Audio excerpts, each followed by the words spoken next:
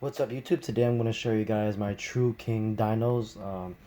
Today I made it my own version. I actually looked up some cool ass combos, and I remember looking on some YouTubers channel, and I decided to test it out, and it works pretty good. So I'm just gonna go right into it because this is my version of the build, and in this build I only have one diagram. So this build could go either way if you have Lost Worlds or diagram. So let's just get straight into it. So, first off, we have the two Ultimate Conductor Tyrannos. Boss monster, self-explanatory.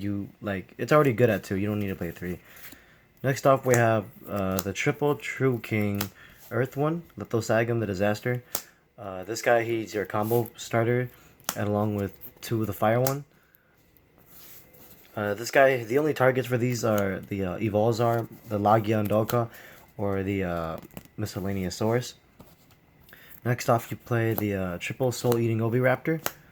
He's your Stratos, Miscellaneousaurus, self-explanatory. You don't really need to say anything about that. Tyrano Infinty, he's your OTK. Usually whenever I play him, I always go for him the second turn, because the main play that I go into Calamities, or the other play that I will show you later on, Tyrano Infinity, I always summon him second. As long as I don't dead draw him, it's pretty much GG. Next off, we have the triple Babycerasaurus, along with 2 Petite Pteranodons. You don't need to play 3 Petite Pteranodons. I like it at 2, because the only drawback of them, you can't really attack. So you play 5 of the babies. And the one Jurrac Aelo. Jurrac Aelo is really good in this deck because self-explanatory. Next off, I play the Kaiju engines. I play Dogoran, the Wind one, and Gameciel, and a Maxx. Usually, in my Dev Pro build, I have a 4th Kaiju, and I would side at Maxx. I also play Interrupt the Kaiju Slumber. That's why I played the 4 Kaijus. Usually, you want to just play Dogoran for sure, because you search him out with Kaiju Slumber or Souleating Oviraptor, and the other 3 Kaijus is there because of the Kaiju Slumbers. So if I had a 4th Kaiju, this Maxx would be the 4th Kaiju, and I would side in the Maxx. So as of right here, 4 Kaijus. It doesn't really matter what the other 3 are, as long as there are 4 Kaijus. Next off, 1 diagram. Wish I had 3, but diagram and the 2 Lost Worlds. So yeah, diagram is a really expensive card.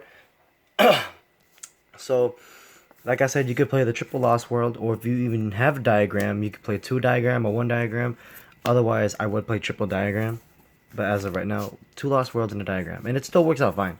So I mean, as long as you have diagram or Lost World, it doesn't really matter. As long as they start out the plays anyways. So as long as you have diagram or Lost World, it's all good. Next up, 2 Terraformings. I don't have room to play a 3rd one, and I like it at 2 anyways. So Terraforming is there. Next off, the triple Fossil Dig, self-explanatory. Then yes, the interrupted Kaiju Slumber. Kaiju Slumber is the Raigeki of the deck. So technically, I'm running 3 Raigekis, and I really like this card because it pretty much wipes out the board, and then it's really self-explanatory. Just blow the whole field, you get 2 Kaijus, and you pretty much battle them out. But usually, I just activate Kaiju Slumber, get the 2 Kaijus out, and have the stronger one, and then go into your play. Next off, I have the Twin Twister, just 1 Twin Twister. Next up, I play the triple Quaking Mirror Force. Quaking Mirror Force works out for Conductor Tyranno, and it slows down your opponent.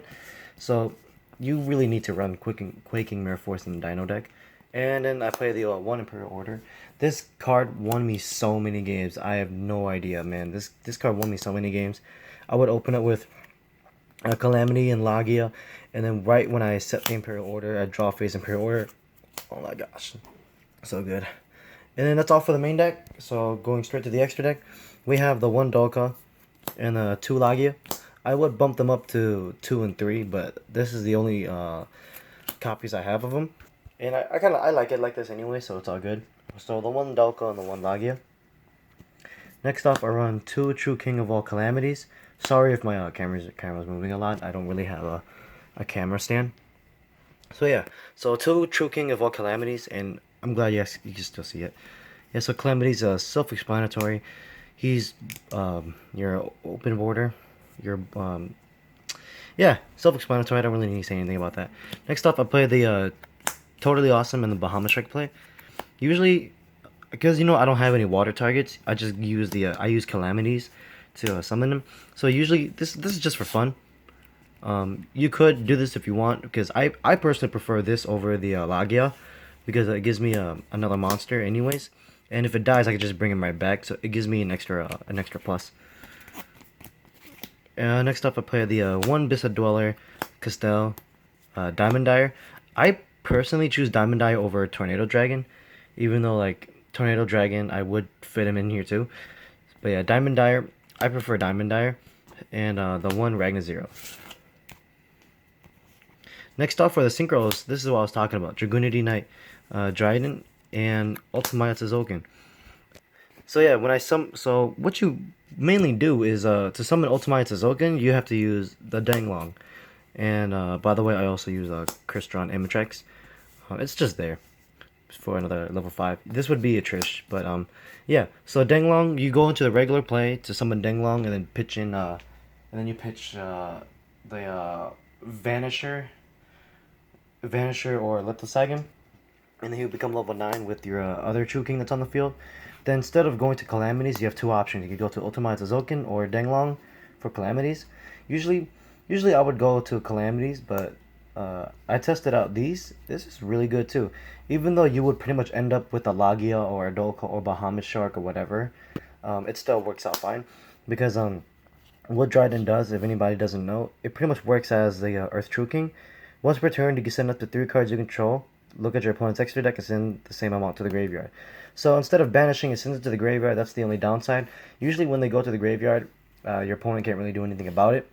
So I really like this. So yeah, you guys can test this out if you guys like it or not. Otherwise, I'm still playing it.